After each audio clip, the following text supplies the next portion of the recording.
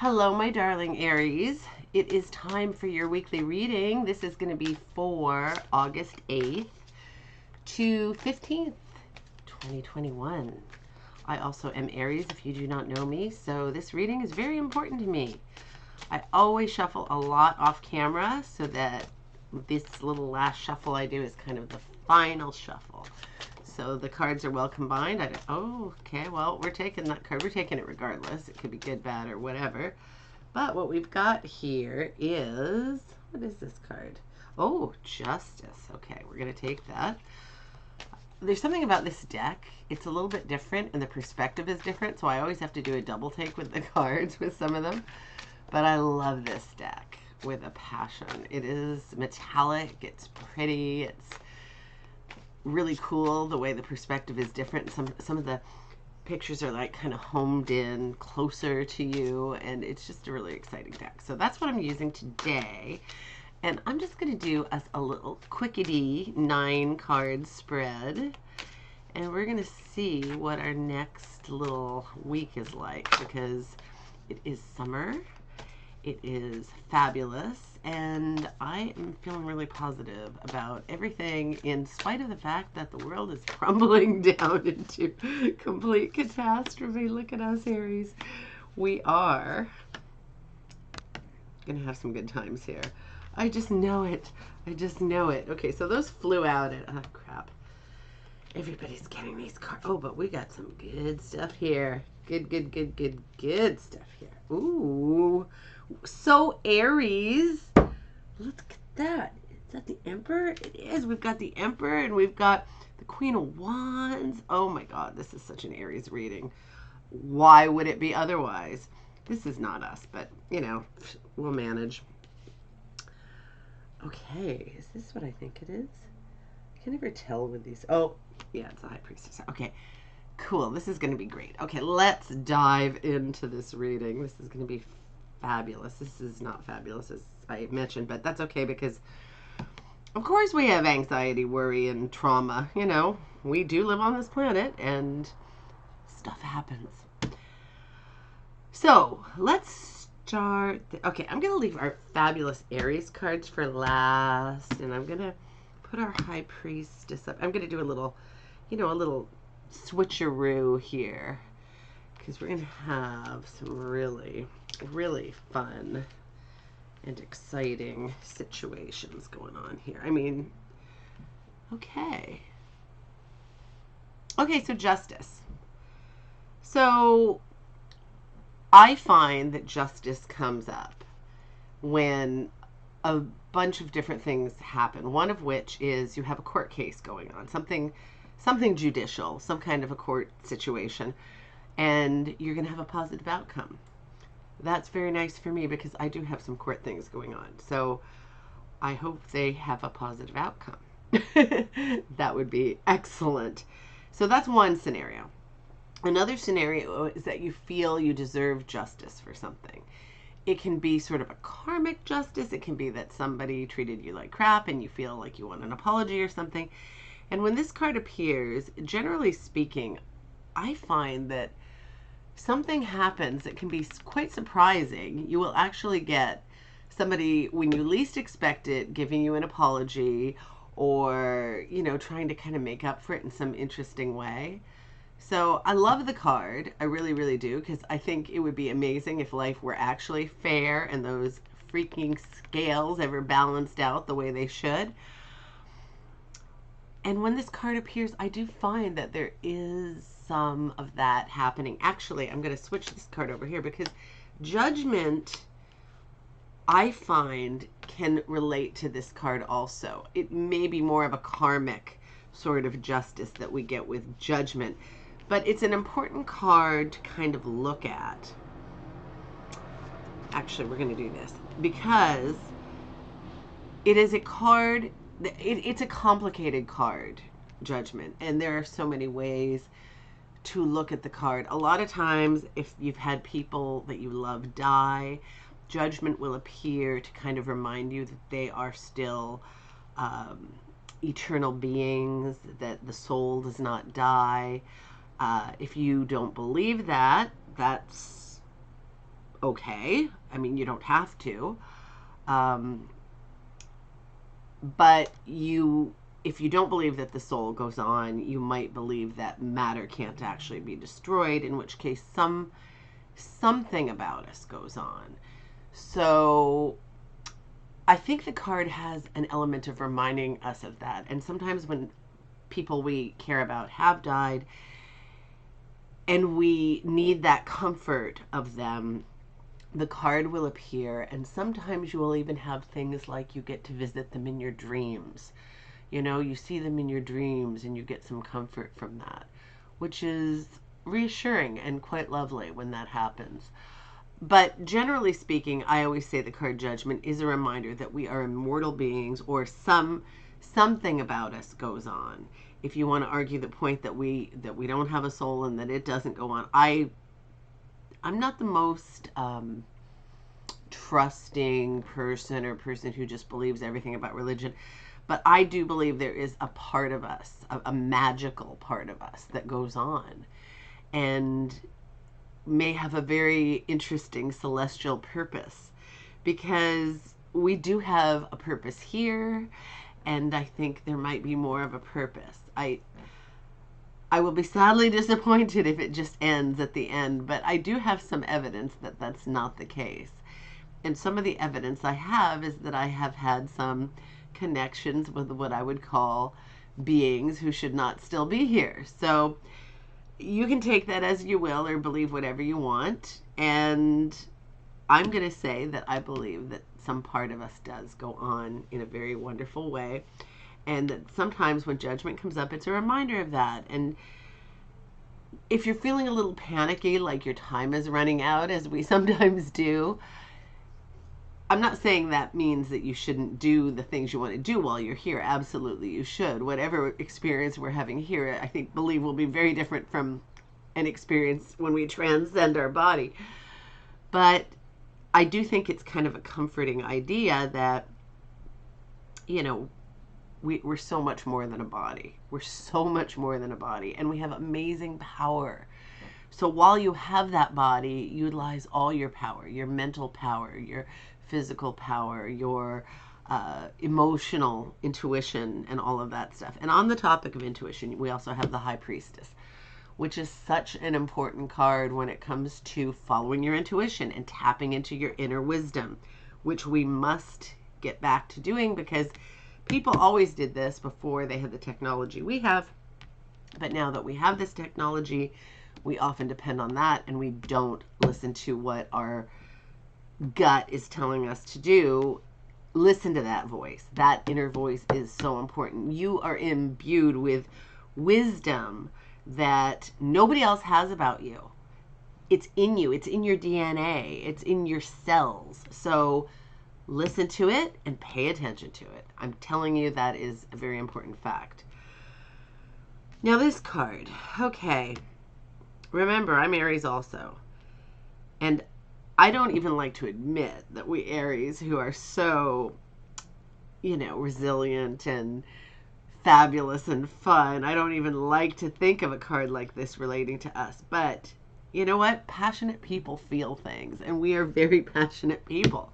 So we're going to feel things, including pain. If you love deeply, there's going to be pain. If you dive into the world in a passionate manner, there will be pain.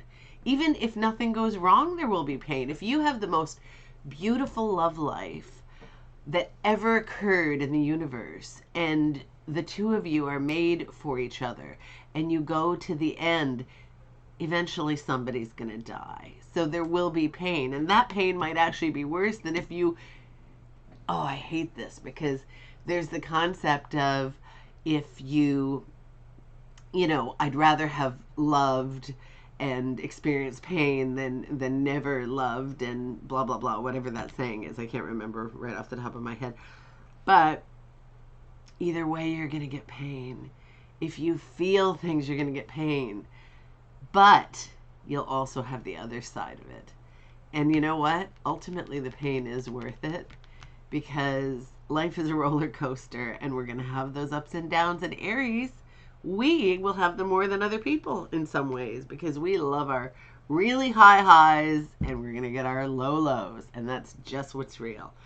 So I don't know what this is for you. I know what it is for me. This is about anxiety and worry and trauma and internalizing. This is about you have to, well, I mean, you don't have to do anything. I don't believe in things like psychological models where they say, oh, this is the period of time for grieving, or you have to do this, or you have to do that. I do not believe in that. I absolutely think we're all individuals, and we all have a time for whatever we want to do and a way of doing it, and you have every right to do it your way. You don't have to follow any model. However, we are supposed to be happy beings.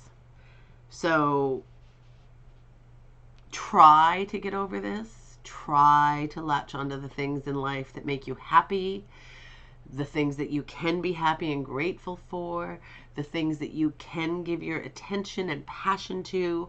You still have all of that within you. Everything's going to be okay. It really is.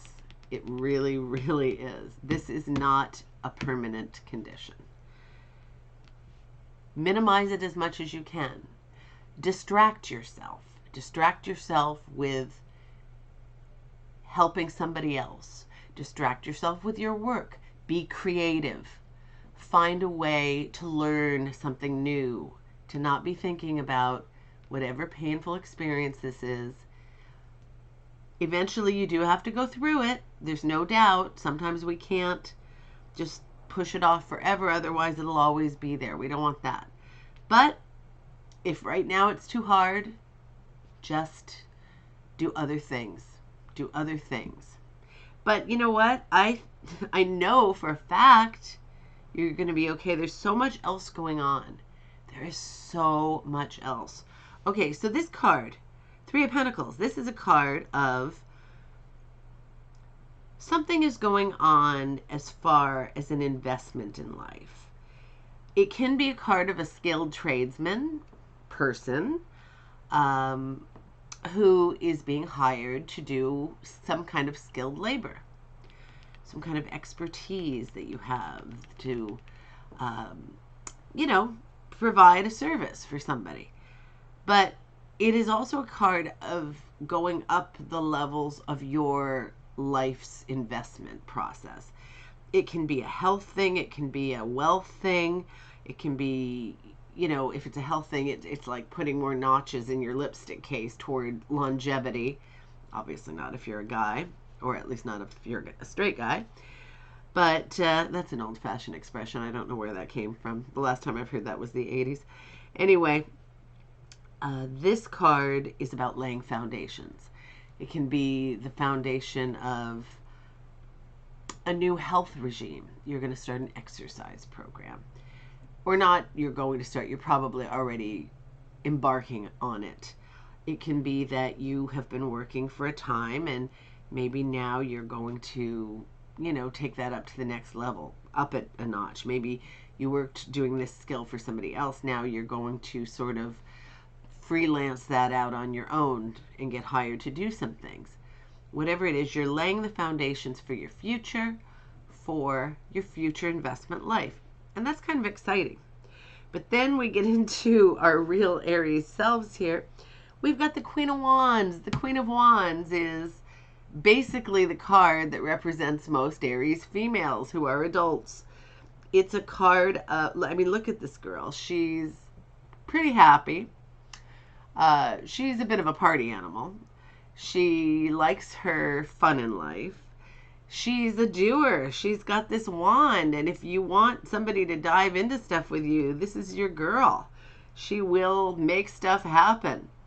And she tends to be very social. She'll tell you about everything she's up to quite happily and extremely. And she's a great Aries woman. She doesn't have to be Aries. She could also be Leo or Sagittarius. But since this is our reading, I'm going to say, I know this person can represent me at times. For sure she can.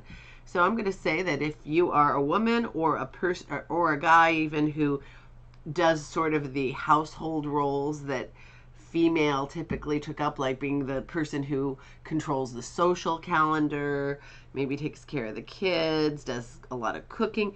You could be perceived as this person also. Then we've got the Emperor, a strong Aries figure, an amazing Aries figure, very authoritative, where our queen here is a lot of fun, even though she can do the job when she needs to. And she's got a certain authority aspect to her also. This guy is far more authoritative. So sometimes when you get the Emperor, this is representative of you having to deal with some huge authority. If it is a legal matter, it could be the judge, it could be the whole court system, you know, having to deal with this entity. But it could also be that you have this within you. You also can be the authoritative figure. Maybe you're more like her. You're a little bit more fun and whatever. But when push comes to shove, know that you have the power to be this guy. And that is just a fact. Because people come to us wanting to know what we've got. And we've got something very, very powerful. Never forget that. And then you've got two of the most beautiful cards in the deck. One being the Six of Wands, the Victory card. Now, when you've got the Victory card, which is a Wands card, an active card, next to somebody like the Queen of Wands who has so much active power on the planet, this is a beautiful combination. You are capable of doing anything, but you're going to actually be recognized for some achievement, some active achievement that you've done or are doing. This is pretty exciting stuff. I mean, you can see the person is coming back from battle with the laurel wreath and everything's all great and celebratory and renowned. Now, in our modern day, so-called modern day, that could mean you're having a promotion. That could mean something that you've been doing and putting into action. People will recognize. They will be impressed. They will perhaps celebrate it. So this can be an exciting thing, whatever's going on here. And I'd be very interested. I do have my contact information below. Please let me know what it is for you, because I love it when you guys tell me what your reading meant to you personally. But then, of course, this is the most beautiful way anybody could ever have a reading finish off. And it's the Sun. The Sun is a card of complete happiness. Childlike happiness. The feeling of the sun on your body. And this child is riding a horse and he's hoisting a staff in the air. And there's this